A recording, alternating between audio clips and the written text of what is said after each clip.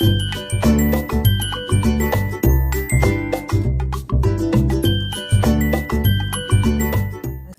আলাইকুম, সবাই কেমন আছেন? আশা রাখছি কাছে এবং দূরে, দেশ এবং দেশের বাইরে যে যেখান থেকে আমার আজকের ভিডিওটি দেখছেন, আল্লাহর রহমতে অনেক বেশি ভালো আছেন, সুস্থ আছেন। আমরা আলহামদুলিল্লাহ ভালো আছি। আজকে নতুন আরেকটি ভিডিও নিয়ে চলে আসলাম আপনাদের মাঝে বেশ কিছুদিন পর। আশা রাখছি পুরো ভিডিওটি দেখলে আপনাদের ভালো লাগবে। আর এই তো এখানে চলে আসছি আমি মেহেদি তো ছাদে থেকে ছিঁড়ে নিয়ে আসছি আর অ্যালোভেরা।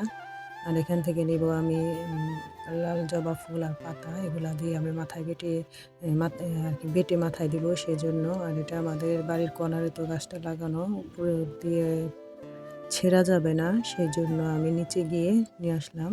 আর ওই কর্নারে আমাদের এই গাছটা ছিল, সেজন্য আর কি বাড়ির নিচে। তো যাই হোক, আর এটা হলো আমার বাবার বাড়ি।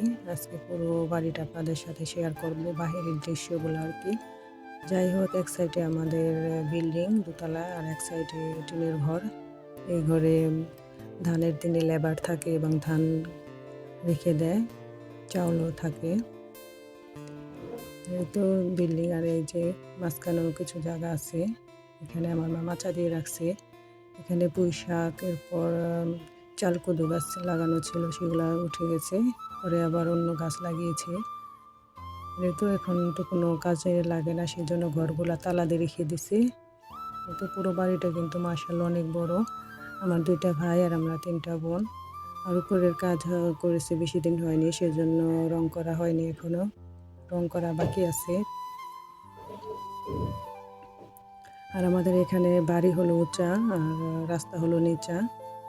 দেখতে মাশাআল্লাহ খুবই সুন্দর লাগে। পাশে কিন্তু নদী আছে, নদী না, আমরা এটাকে খাল বলি। খালে যেহেতু পানি নেই, সেজন্য আর আপনাদের সাথে শেয়ার করলাম না। যাই হোক, আমাদের বাড়িটা আস্তে আস্তে ভিতরে যাচ্ছি। এটা হলো সামনের সাইড, আর এখন চলে যাচ্ছি ভিতরের সাইডে। আমাদের বাড়িটা কিন্তু মাশাআল্লাহ অনেক বড়। আমার 2টা ভাইয়ের ঘরে, একটা ছেলে একটা মেয়ে, বড় ভাইয়ের একটা ছেলে একটা মেয়ে। তো যাই হোক, ওটা হলো ছাপড়া বিল্ডিং। প্রথম ওটাই আমার মা পাকঘর বানিয়েছিল, কিন্তু ওখানে গরম লাগে সেজন্য বানিয়েছিল। আবার বাহিরে ওই যে ছোট্ট একটা দেখতে পাচ্ছেন, ওটা, আর ওটা আমাদের টিউবওয়েল। ওখানে ছোট হওয়ার কারণে ওটা ভালো লাগেনি, কারণ রান্নাবান্না করতে গেলে জায়গার প্রয়োজন আছে। পরে আবার ওই কর্নারে যে ঘরটা দেখতে পাচ্ছেন, ওটা এখন রান্না করার জন্য প্রসেসিং করা হয়েছে, ওখানে এখন রান্না করে। আর এটা আমাদের ভিতর সাইড। পাশে আমার ওই যে একটা চাচার বাড়ি, চাচাও কিছু কাজ করতেছে, ওনাদের কাজ সম্পন্ন হয়ে গেছে। আর এই তো দেখুন, পুরো বাড়িটা আপনাদের সাথে আমি শেয়ার করতেছি। এই পর্যন্ত যারা আমার ভিডিওটি ধৈর্য সহকারে দেখতেছেন, প্লিজ একটা লাইক দিয়ে দিবেন। আর যারা আজকে নতুন দেখবেন, একটু হলে যদি ভালো লেগে যায় তাহলে সাবস্ক্রাইব করে আমার পাশে থেকে যাবেন, আমাকে সাপোর্ট করবেন। আর অলরেডি যারা সাবস্ক্রাইব করে আমার পাশে আছেন, তাদেরকে জানাই অসংখ্য ধন্যবাদ। এভাবে পাশে থাকবেন, আমাকে সাপোর্ট করবেন। আর এটা আমাদের পুরনো টাঙ্কি ছিল, এটা আমাদের বৃষ্টির পানি রেখে দিছে, ড্রাম ও বৃষ্টির পানি। ওটা আমার এক কাকির, ওনাদের জায়গা কম, সেজন্য এখানে রেখে দিছে। আর ওই তো এটা আমাদের রান্নাঘর। এই তো আমার মা যাচ্ছে রান্না করার জন্য। মা সবজিগুলা কেটে দেয় আর আমার ভাবি রান্না করে। এখান থেকে রান্নাঘরটা কাঁচার দূরে ছিল, সেই জন্য এখানে রান্না করে। আর ওই হাঁড়িটা রেখে দিছে, দুধ দিয়ে যাবে।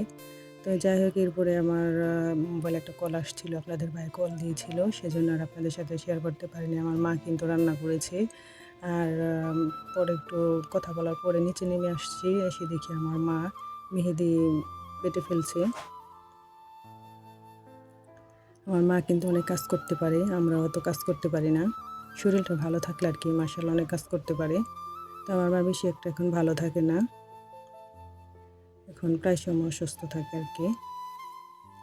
আর মেহেদি দেখে এখানে মেহেদি, অ্যালোভেরা, এরপরে মেথি আর জবা ফুলের পাতা, এগুলো দিয়েছিলাম। তো মাশাআল্লাহ দেওয়া শেষ। নারকেল তেলও দিয়েছি, নারকেল তেল দেওয়াতে একটু হাতের কালারটা কম হয়। এই যে দেওয়া শেষ হয়ে গেছে, আমার মাকেও কিন্তু দিয়ে দিছি, কারণ শীতের দিন তো। পরে মা বললো তোমার ঠান্ডা লাগবে না, পরে বললাম কি না ঠান্ডা লাগবে না, এখন মেহেদি দিয়ে পেয়ালাটা ধুয়ে নিব। আর আমাদের ছাদে কিন্তু 2টা কল লাগানো আছে, আমরা এখানে শীতের দিনে গোসল করি। কাপড় পাল্টানোর জায়গা আছে চিলাকোঠায়, খুব সুন্দর। এখানে দোতলার উপরে তো ছাদের জন্য বাইরে থেকে কোনো কিছু দেখা যায় না, অনেক সুন্দরভাবে গোসল করা যায়। তো যাই হোক মাথায় মেহেদি দেওয়া হয়ে গেছে, আমারও দেওয়া হয়েছে, মায়েরও দেওয়া হয়েছে। মেহেদি দিয়ে তো আর ধুয়ে ফেলা যাবে না, সেই জন্য আর কি এই কিছুক্ষণ বসে থাকবো। আর এই তো আমি কর্নারে বসে আছি, রোদ আছে। আধা ঘন্টার উপরে আমি বসেছিলাম, আর আমার মা 20 মিনিট আর কি গোসল করে ফেলছে, কারণ আজান দিয়েছিল। মা বলে নামাজের টাইম চলে যাবে। আর এই গাছগুলার পাতাগুলো মরে গেছে, সেগুলো আমি একটু একটু করে ছেটে নিলাম। তো যাই হোক বাবার বাড়ি আসলে সবারই ভালো লাগে, কিন্তু আসার সময় অনেকটাই খারাপ লাগে। বাবার বাড়ি খুবই ভালো লেগেছে। আর এবার শ্বশুর বাড়িতে বেশি থাকিনি, গেছি প্রতিদিন একবার কি দুইবার গিয়ে দেখা করে আসছি। ঘরটারে সুন্দর করে গুছিয়ে রেখে আসছি, উঠান ঝাড় দিয়ে আসছি। এগুলো আপনাদের সাথে শেয়ার করি নাই, কারণ আমার যারা অনেক সময় আসে আমার সাথে কথা বলে। আমি গেলে আমার সব যারা আমার সাথে কথা বলে, আমিও যাই সবার ঘরে ঘরে গিয়ে কথা বলি। আমার খুবই ভালো লাগে। গ্রামে গেলেও তো আমার দেশে আর আসতে মন চায় না, আমারও না আমার ছেলেরও না।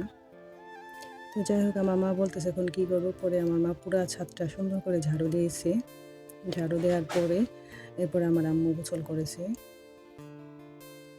মাশাআল্লাহ এখন কিন্তু আজকে কিন্তু রোদ ছিল, সেই জন্য আর কি খুব ভালো লেগেছে। মেহেদি দেওয়াতে আমার ঠান্ডা লাগে নাই।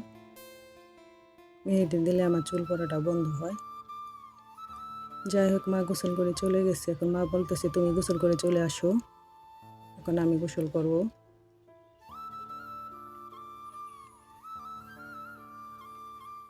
এখানে গোসল করতে ভালোই লাগে, রোদ থাকে। তো আমার আম্মা চলে গেছে গোসল করে, এখন কাপড়টাও যে রোদ দিয়ে রেখে গেছে। সব অনেক বেশি ভালো থাকবেন, সুস্থ থাকবেন। আল্লাহ হাফিজ, আসসালামু আলাইকুম।